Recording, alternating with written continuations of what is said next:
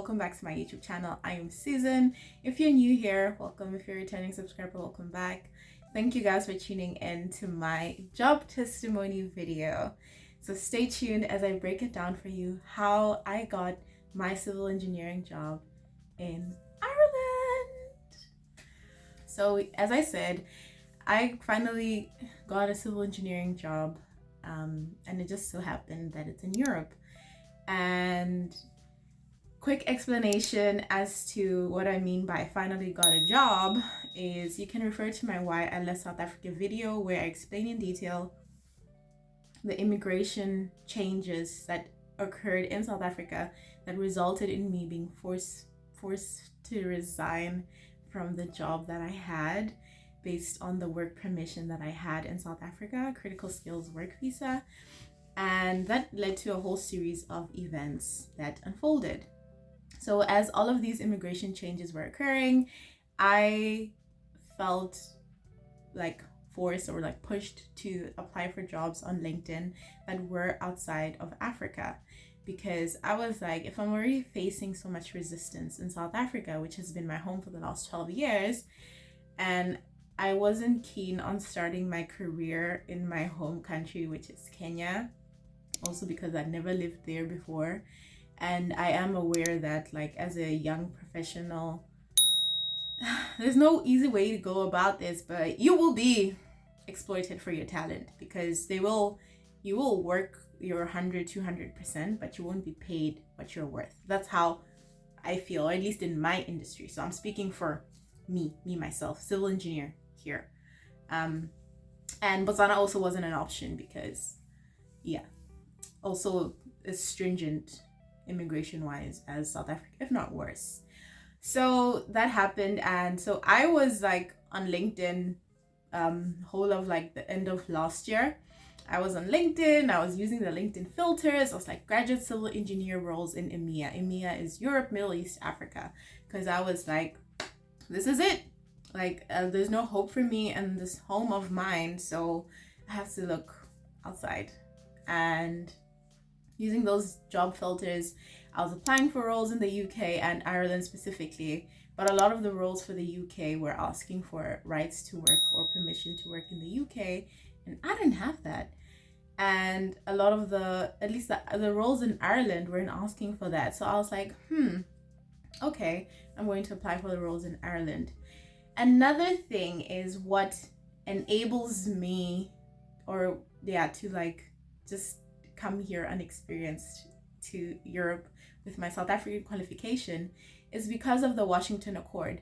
So I explain everything about the Washington Accord in my International Engineering Alliance video, but essentially it's this agreement that a certain number of countries are a part of with regards to the engineering profession. So they regulate each other's like code of conduct and education delivery with regards to the engineering profession. So South Africa is a part of that agreement, and so is Ireland. So it was just a smooth crossover from studying at WITS and using my WITS education to apply at a job in Ireland. So that's what happened, and that's what enabled me. Please check out my International Engineering Alliance video. And I applied and I got rejected from most of them. So all the UK roles rejected me. Some of the Irish roles, I didn't pass the skills assessment. Like, one thing about life, guys, it humbles you. You know, you were this top 10 number one person at school, in high school. You were on the dean's list in university. And then you get to the real world and it's like, none of that matters anymore. So yeah, I didn't pass some of the skills assessments. They're very challenging as well. And yeah, it was heartbreaking. It was disheartening. And eventually, I even forgot that I'd applied for most of these roles, I think by December, because I decided I'm just going to do my master's degree in transport engineering at UCT. So I was preparing for that. Like, I was preparing to move to Cape Town. I was already looking for an apartment there. I was already begging my parents to like help me fund my master's degree, because as an international student in South Africa, it's not that easy to like wake up and then work part-time and, you know, pay your way through school. So it was a lot of change that was happening. It was painful change, and not just for me, but for my family as well. And I was convinced I was going to do my master's degree. And then 2 weeks before I was supposed to enroll for my degree, I got an email from one of the employers of abroad.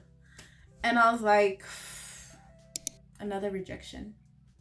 And I felt that way because just the night before, I had spoken to two of my friends, and I remember telling my one friend, I'm like, the faith that I have with regards to getting a job, I'm like, it's non-existent. Like, it's not I said it's as small as a mustard seed. Like, I was just referencing the Bible, and I'd made it a priority this year. Like, I'd made my relationship with God a priority this year, which is why this video is that this is a testimony.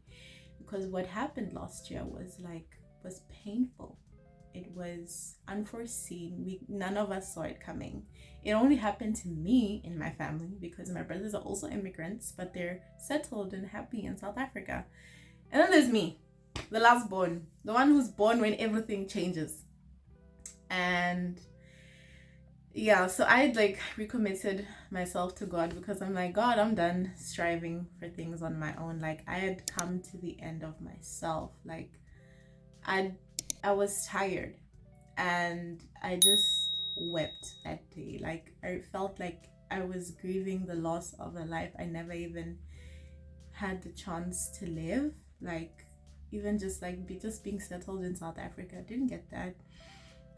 Working in my career, I didn't have that at the time. So I was like down in the dumps, and I told God, like, I remember feeling like that was the most honest prayer I prayed to God, where like I abandoned all the usual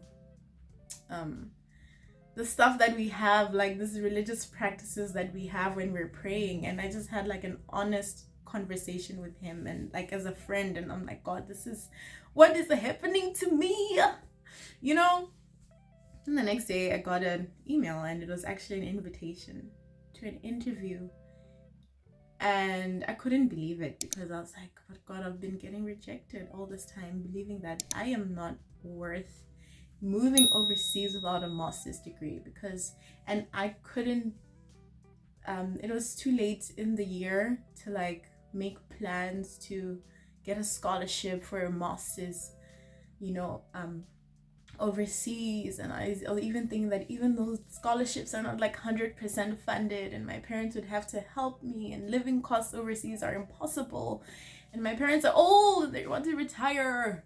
So yeah, I got a job interview, and it was for a company whose application I had really taken my time with. So they had an online assessment, which I did, and I passed, thankfully. And then I completed their online application form, which was quite long. They gave me 5 days to complete the form, and it was like detailed list of my transcript, my work experience, my final year research project, and like, so this is also goes to say that this opportunity is a divine opportunity. Like, I believe that this was curated for me by God, but the additional thing is I also put in the work. Like, although I do believe that the circumstances, and also a friend of mine is one who's like, girl, like, apply overseas. So thankful to the guidance of my friend. And also, I just believe that God's hand was on this, and I applied for this job on LinkedIn. So it just goes to show that you can, if you're believing God for something, you also have to take the strides to prepare yourself for that thing, or to pursue that thing as well. Because if I just sat there and believed God for a job, it wasn't going to just fall out of heaven and into my lap. So yeah, that's what happened. And I told so that I believe that this job is mine. So I'm putting this master's degree on the back burner for this whole week, and I'm preparing for this interview. And I prepared for that interview, and I had scriptures I was using, praying over my job. And I remember the night before the interview, I had a dream that I didn't get it, and I woke up. I was 3 a.m. squad, guys. I woke up at 3 in the morning. I'm like, in Jesus' name, no, no, no, no. That's my job. That's my job. Devil, let go. But yes, I did that. But honestly, I went into that interview with peace. Like, that was the most peaceful interview I've done. I was assured, and like, I just knew, I was like, God, even when I was going to the interview, my prayer was, God, thank you for my job. And this is just a confirmation that this job is mine. It's an affirmation that this job is mine. They're not questioning or deciding about, the decision has been made. This is just a formality. That was my affirmation that I went into the interview with. And it was such a great interview. One of my interviewers, she's actually South African. She had moved over to Ireland excuse me, a few years before I came here. And the other gentleman was Irish, and we had this great conversation. I was able to answer the technical questions, and even some of the technical questions, what helped me answer them was the assignment that I was doing for my master's degree. So guys, you see how attention to detail God is, right? And God is good. But anyway, I got the job offer a week later, and this was like a few days after, like, I had already decided, like, I'm not registering for my master's degree. So the closing date for registering for your master's degree passed. I didn't register, and I didn't have a job offer, but I'm like, that's my job. I know it's coming. And I got my job offer, and the first song I played was Jireh by Elevation Worship, because won't he provide, y'all? Won't he provide? And he did. And even like the remuneration was worth it, and it was like a livable income in Europe, because guys, living in Europe is not cheap, but it's a livable wage in Europe, I feel. Yeah, someone else might have a different opinion, but I'm not gonna like salary drop. And the other thing is, I had the support of like my friends and family, most importantly my family, because my family, as my immediate family are the only people that I told that I had this job interview, and they supported me through that. Then I eventually told my friends once I got the offer. And even moving to Kenya was part of my transition period. And this just goes to say, like, I'm very thankful and grateful to God about how things worked out. I still don't understand why I had to go through what I went through in South Africa. Please watch my Why I Left South Africa video. But I don't understand why I had to go through all of that. But like, this part I do understand, that those circumstances led me to pursuing this opportunity in Europe, and I always felt like Europe was like, it was attainable, but not at my age of like 24, and not with my experience, which is 0 years in civil engineering. And the best part is that I even got a job as a transport engineer. Like, I'm a graduate civil engineer, but I'm working in the transport team. And guys, I have to say, I am happy, I'm content, and I'm fulfilled.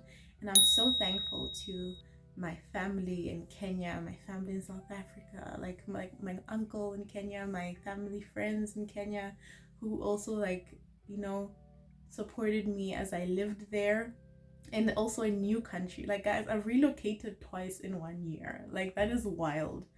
That is not normal, I feel. For me, at least. Well, I don't know, my life is weird, but yeah. So I'm very thankful for the support that I've had, and I thank God that, like, he has placed these people in my life, and he has gone before me. And I can't wait to tell you guys even more ways that God has gone before me here in Ireland, because I feel like my testimony will keep continuing and continue. Like, my experience here is a testimony in itself, and I'm so thankful to God. So thank you so much for watching. I hope you enjoyed this video, and I hope it inspires you to pursue your dreams. I hope it inspires you to, you know, support your family members who are going through like their own life beating down on their dreams, who are going through immigration issues, because immigration issues are so real, especially in this world that we live in, where a lot of people's homes are not habitable. I'm fortunate that my home country is a habitable country. I just never had the chance to like live there. But yeah, guys, support your friends, support your family members, believe in God and trust in Him. And I hope to see you in my next video.